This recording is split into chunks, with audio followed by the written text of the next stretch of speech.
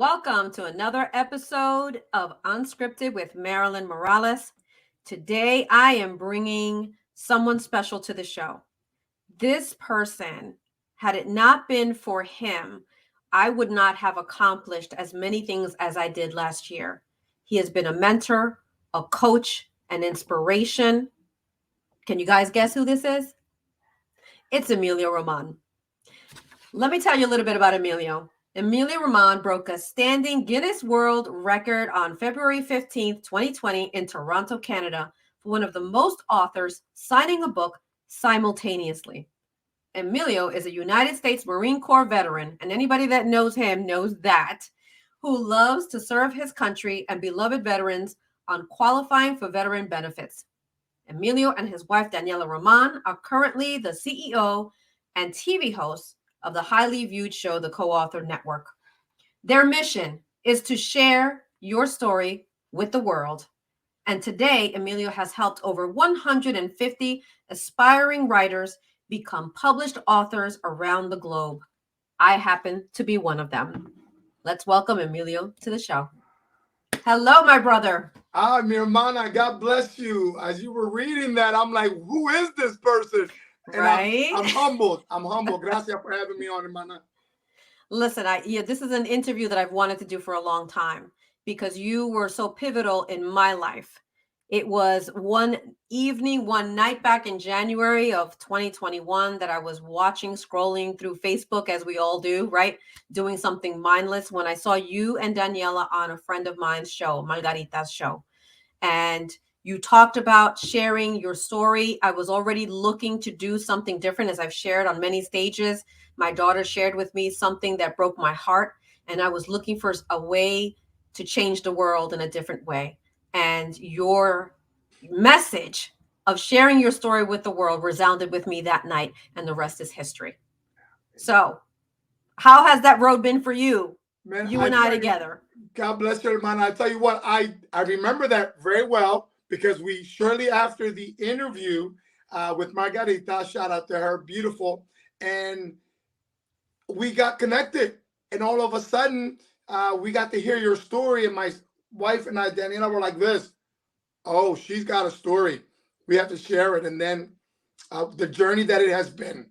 Absolutely. It's been a long one. It's been, thankful to both of you for the introductions to other people that have been also pivotal to my life in order to get this mission forward. And I'm so happy to be able to announce that Izzy's Legacies Inc., the nonprofit, is finally here, and all because of all this hard work. It was a goal that I had in mind when we started, is to do this so that I could do that, so that I can educate people in the need to increase that presence on the registry. And, and it's here. It's here. It's finally here. I can't even believe it. And with that, I'm going to be having an event on September 16th is the first annual fundraiser for Izzy's Legacies Inc. And how are you going to be helping me that day? Someone suggested that I be the MC, and I'm like, I'll be honored. I would love to help. That's right. My Latino brother will be there with me, emceeing the event. So I'm looking forward to that. So Emilio, share with my viewers, because this show is about the person, not the business, right? Yes.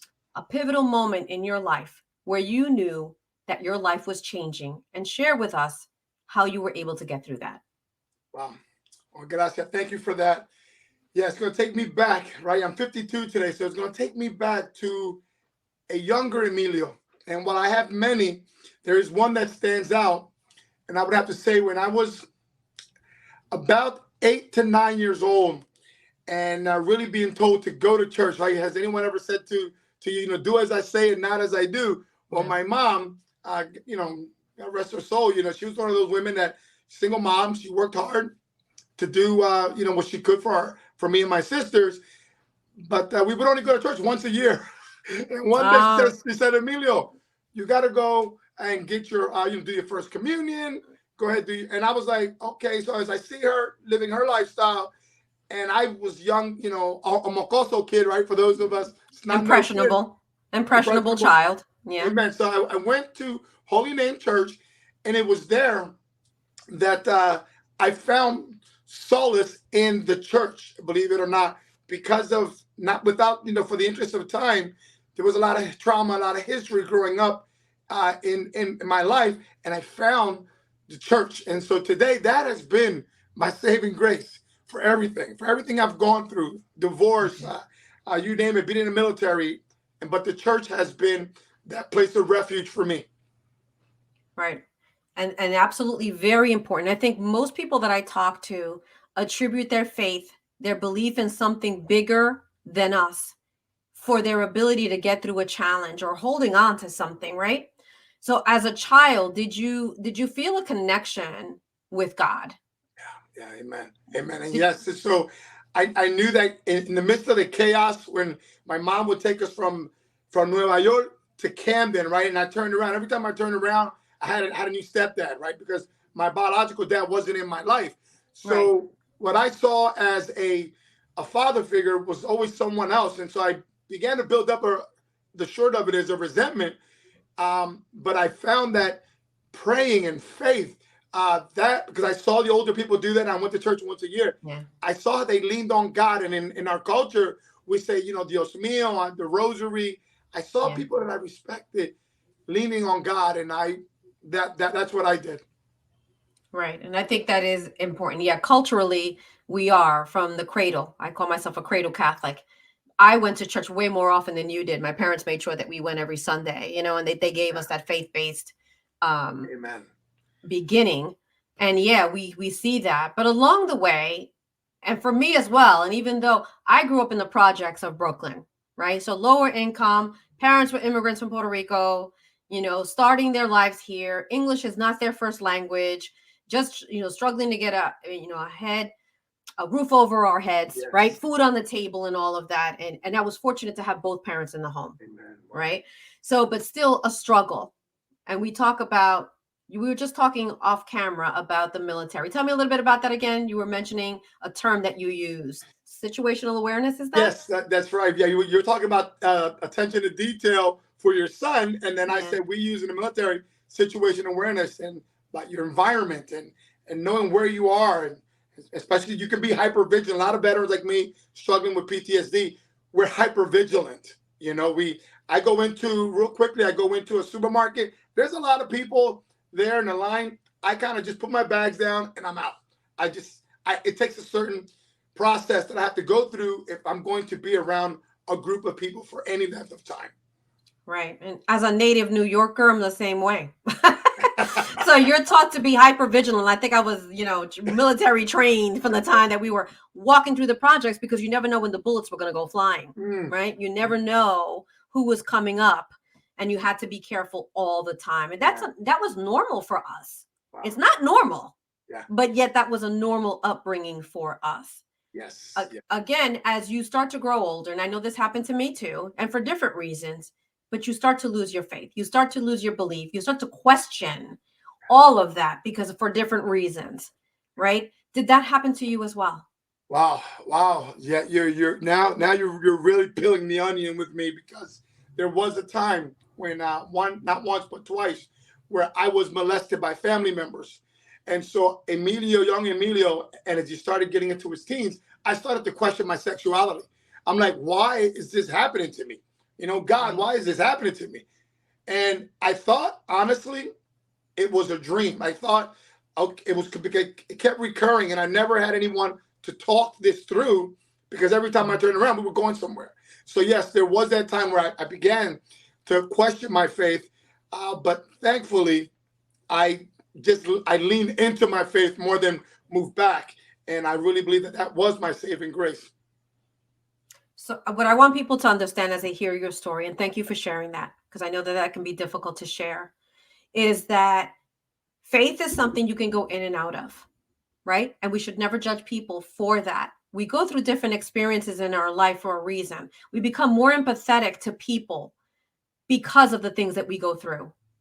But the good thing is when you come out on the other side of that, when you're able to look at that with a different perspective and say, that's messed up that happened to me. It's messed up that I was a kid and an adult did this to me. But now that I'm an adult, I can now speak on this. I can give that child's perspective. I can tell you guys what to look for and what, what to be careful for if this is happening to somebody in your family. I can say things so that people can speak up about their trauma and move through those stages. So you were positioned to be able to help so many others behind you. You have a gift, right? You have a gift to be able to share information. You're very charismatic, Emilio. And I know that all those gifts that God gave you, although that you went through these challenges, you're coming out on the other side. And another thing is healing, right? You're healing from those things. Healing doesn't happen overnight. You don't wake up one day and say, okay, I've accepted the trauma, or I know that this trauma happened to me and I'm all better now, right? Is that true? Amen. Amen. And so, they say we can't heal in secret, and that really silence is the enemy of healing.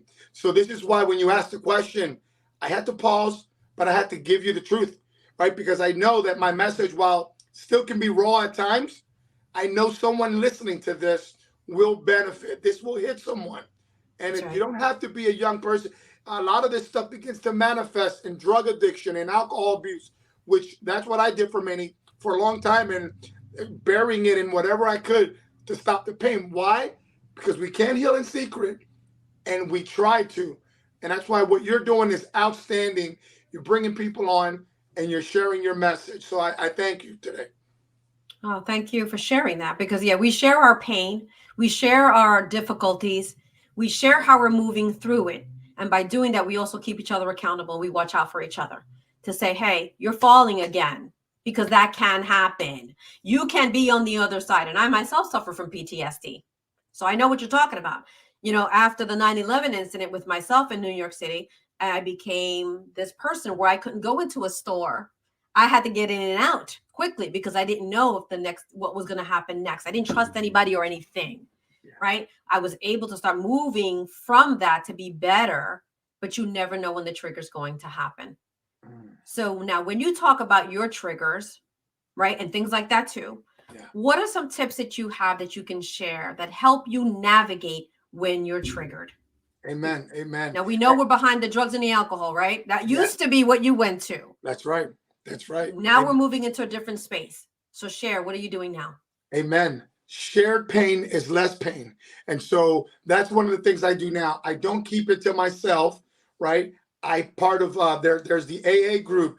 There's people that I've hired. There's people, Julia Gandhi, coaches. I've hired coaches, and these things here get me out of my head. And I promise you, if you're out there struggling with addiction, whatever that is, trauma, you must open up to somebody. I know we think that the best thing is to keep it close, don't share, play the tough thing. But I tell you that what comes up comes out. And so right, it comes out in different ways for different people. So that's my go-to. I write. My wife and I do spiritual journaling. We don't do it all the time, but we take 4 minutes on the clock, and then we put what we're grateful for. So gratitude, things like that are just some of the few things that I do. So gratitude journaling. That's something that you would do in the morning, saying what you're okay. That's fantastic. Because I also tell people, when you wake up, have the attitude of gratitude. We're so quick to identify the things that are going wrong, or the expectation that this is going to go wrong the first thing that you get up. So you're already setting the stage. You're already putting that into motion, that these things are going to go wrong. But when you wake up and you train yourself, and this doesn't happen overnight, when you train yourself to start thinking positive and to start being grateful for the things that you've had, and start praying, Amen, if you're a person of faith, right? And you start praying that whatever happens, bad things are going to happen. Okay. Prayer doesn't make bad things go away, right? It just makes you be able, I pray for discernment so that I understand that when something is happening to me, God, what am I supposed to do with that? Give me the words, give me the guidance so that the situation is better than when it started, so that we can get out of that. It's important to put your mindset, whether it's in prayer or just talking to yourself, right?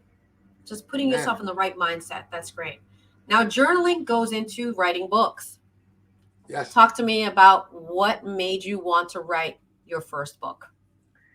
It was that shared pain experience that I knew I had something, and I was able to come out on the other side of the molestation, of a lot of things that I went through, I know that writing was that therapy for me.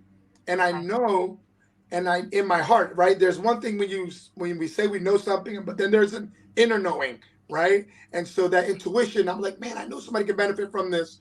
So I went ahead and I wrote a book. My first book for veterans. I kept it in my computer for 5 years. Is there anyone out there? For 5 years, 5 years. because young Emilio got left back. I had it here. Young Emilio, Mocoso kid, I had this, I felt less than worthy. So I kept it in the computer. And then one day, if you want me sharing quickly, one day, I just like, this is crazy, God. I don't know how I'm going to do it, but in 24 hours, I'm going to get this book out. And I went ahead and I went to Staple. God gave me the divine download. I went to Staple with the file. It printed out. And I think, if you don't mind, let me Yeah, think show us about. the book. You got Oh it? my God! Look, two Look different at books. Oh my God! This is the book. I took a That's picture in Atlantic City. This is a memorial. 101 Ways to Thank a Book, and it was just kind of really raw. And I got 8 of these published, and I sent one of them to Camden, a politician. I don't want to say politician like in a negative way, but Angel Fuentes is a uh, respected politician, and we love yes. Angel. I want to say less than 90 days, he sends me a letter, and he says, by the way, because of your work with veterans, we're going to honor you at the city council. And so that my book that I had in here, I'm getting goosebumps, that I didn't feel adequate enough, earned me an award. Really, I won an award. We talk about award Wow. winning for That's my right. book. That's right. That's amazing. Yet you had, for 5 years, you had this limiting belief that the Yes. words that you wrote shouldn't be shared with anyone, Yes. right? Now, do you attribute all the traumas that you went through to not feeling worthy while you were in school? Yeah. Oh, amen. I to add to this, right? And I'm getting, if you were here, you can see I'm getting goosebumps. I got us back in first grade, right? And it was Okay. because I didn't know how to read, because every time I turned around, my mom kept moving from Nueva York to Yeah. Camden. And so you're going to lose out on some essential skills. So it was this, and then you add all the, the things that happen to a young child, which shouldn't happen. That's right. So yeah, it definitely, that stuff plays a role. But then you come to a point in your life as an adult that you really can't blame anyone Right. for. That you have to take responsibility that you're no longer that child anymore. Yes. And do you have the ability to change your circumstances? I had heard you say this once before, and it was yesterday, right? I heard you on saying something to someone, and I was like, you know what? Isn't that interesting? Because my background very opposite of yours in regards to education, where I went to school early. At 3 years old, I entered pre-K before I should have, because the principal felt sorry for my mom, who had my two older brothers, and she was going back and forth to school, taking them with me holding onto a stroller and my infant sister. So she's walking with 4 kids back and forth to school to get us there. And it was winter. And he was like, just leave her here and let's see Oh, how she wow. does. And I happen to know more than the kids that were there. So the story goes. And they left me there and skipped me to the next grade. Right. I And can then see when I that. got to junior high school, when I got to 5th grade, they wanted me to go to a school where I would do junior high school in 2 years instead of 3, because my reading and math scores were at high school level. Wow. Yet I did not feel special. I Mhm. did not, right? I didn't think it was fantastic or great. And same thing, I didn't have this belief that I was any better or anything like that. I would even hide. Like, I remember going to graduation at 5th grade, and I was getting all these medals for all these for achievements. My Right. mother never knew. I never told her.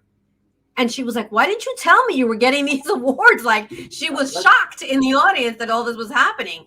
And I'm like, because I didn't think it was anything important. I didn't think mm, it was important. wow. Crazy. God, yeah, yeah. I mean, I obviously knowing you today, I'm not surprised.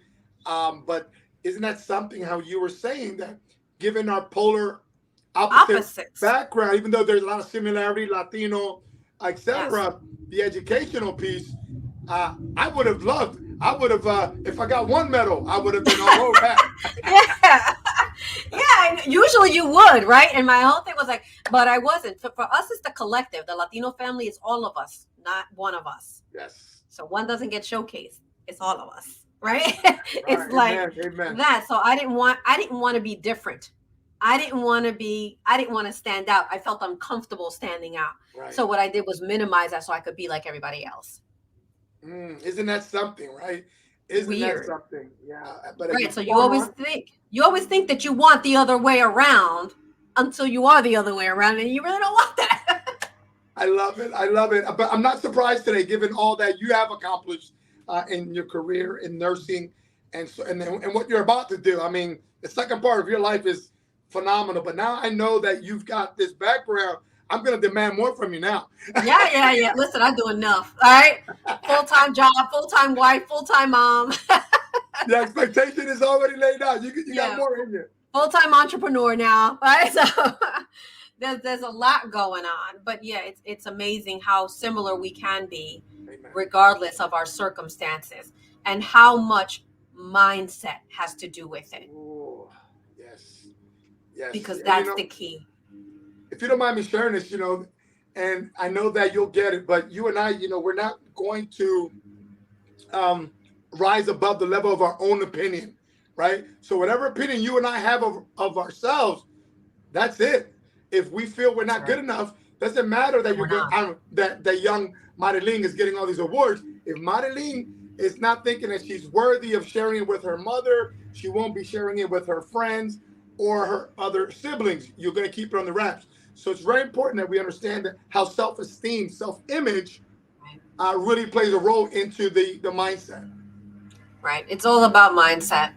And I was a shy little girl, so the last thing I needed was any extra attention. I didn't want it. I didn't revel in it. I had maybe a different personality, maybe I would have. but it's like none of my cousins, nobody else was winning awards, right? So why I'm not going to showcase that because I didn't want that kind of attention, because you know how that is, right? So it was like minimize, and absolutely, it's limiting. I never expected to write a book. I didn't think I could do it, right? And then you coached me through that. I said, I'm a nurse, right? I kept telling you I'm a nurse. I just like write the basic, the minimal amount is what we're taught to write. How the heck am I going to write a book? How am I going to share this story? And you guys were like, you can do it. And this is how you're going to do it. And then do this. You gave me tips and tools. And anybody out there, you want to know the tips and tools, you got to join Alma. I'm not going to tell you. Can you share one of them? Here's because look what I'm doing. Remember when I gave you one tip? That's the I one. said, stand up. I was like, stand up writing. Watch what happens to the energy. And you were like, I said, yeah, do you remember that tip? I thought that was. Yes. That was the number one tip. I thought it was BS. I was like, what the belief heck system, right? Yeah, I said, what the heck is standing up going to do different than me sitting here trying to do this? Because I had been typing. And you said, get up early, take out an hour, get up an hour early, take half an hour, and just dedicate that to writing. All you're going to do for that half hour every morning is you're going to write. Okay, I did that. Then it was like, are you getting it? I'm like, yeah, but I'm still stuck. Stand up. And I was like, stand up. So then he was like, find something in your room, put it on it, and stand up. When I stood up, I don't know what switch that is, some kind of witchcraft. Right? I stood up and I started writing. I couldn't stop. Yeah. It was like a direct flow. And I'm just writing. And that half hour turned into an hour where I had to stop myself or I wasn't going to get to work. God bless you. And you know what? We're all connected. And I know we're coming down, but I came across this, and I believe you have too, or Julia Gandy. Yes. And we shared this at one of our events. And just for your viewers to share that you're watching this, there's no accident. We're connected right now. Marilyn's story. And so we saw this. And if you held this is called an energy stick because it's all about energy. So we did this even at the AMA, and Julia Gandy introduced this to us. So you grab it here. You can have 25. You can have 1,000 kids, and it's in the Guinness World Record. And all of a sudden, look what happens. The minute I let go, energy is flowing through all of us, meaning I need you. I need everyone watching this. You need me. And when we get to understand that, yes, it's good to be independent, but the truth is we're all interconnected. There's no escaping it. There's no escaping. We need each other. I need Marilyn, even though she's done with the book project. we're still connected and we're still supporting each other. And you watching this, you need to subscribe. You need to connect with her, because while her book is done and she's got some other major things, this is just the jump off point for her. Absolutely. Absolutely. There's the beginning of a lot of things that are going to be happening. Like we said in the beginning, this is to change the world, right? This is to save lives. That's the mission. And, I'm very fortunate that I don't have to do this mission alone, that I have people that are supporting me that I've met just in 1 year. In just 1 year that I've been a part of all of these groups. Shout out to Jose Escobar and the CLA, and you guys with AMA, Nikki Cuesta and Ladies of Leadership, and all those other organizations, Jesse and Desiree Cruz with, Merge Worldwide. Look how many organizations I now belong to, right? Yeah. And that are now supporting the mission, understanding the importance of it, and moving forward with me. We're locking hands together, just like that energy stick. It's so much more impactful, right, when there's a bunch of us, because a person lets go and that's it. There's no more energy flowing through it. That's so right. Yes. Beautiful. Emilio, thank you so much for coming on the show. The last question that I ask all of my guests is, how do you define success? The best definition that I've heard of success is by a gentleman named Earl Nightingale. He said, success is the progressive realization of a worthy ideal. Now, when I first heard that, what does that mean? Well, let me tell you what that looks like right here in real time. When someone, you may or may not know her, decided that she wanted to have a podcast called Unscripted, she did it. That, my friends, is success. When she decided she was going to write a book to honor her experience, when the answer is no, finding purpose through pain. And she did it to honor Izzy, her daughter. That, my friends, is success. Success is the progressive realization of a worthy ideal. Amen. That was beautiful. Thank you. Thank you. It is called progress, not perfection. Right? Amen, Amanda. Thank you again. And to all my viewers, I will see you next time. Hi, everybody. My name is Gabrielle Morales, and I am a recruitment coordinator for Be The Match. My journey with Be The Match actually began when I was only 9 years old. At that point, my 7-month-old baby sister was diagnosed with an extremely rare form of leukemia. Through the Be The Match registry, we were able to find a matching donor for my sister. And although a few months later, we lost her, her cancer was cured. Our family is so thankful for the additional months that we had with my sister. And ever since then, I've made a promise to myself to dedicate my life to helping children just like Isabella and helping families like ours by continuing her legacy. Hence why I now work for Be The Match. I love what I do so much, and I'm able to spread awareness about the huge need for more donors on the registry, especially those of diverse backgrounds. There is currently a huge disparity within the registry for minority patients, and we need your help. It is so simple to save a life and to be put on the registry. You can visit izzyslegacy.com or text Izzy's Legacy to the number 61474 to start the registration process to be on the Be The Match registry, to hopefully be a life-saving match for a searching patient in need.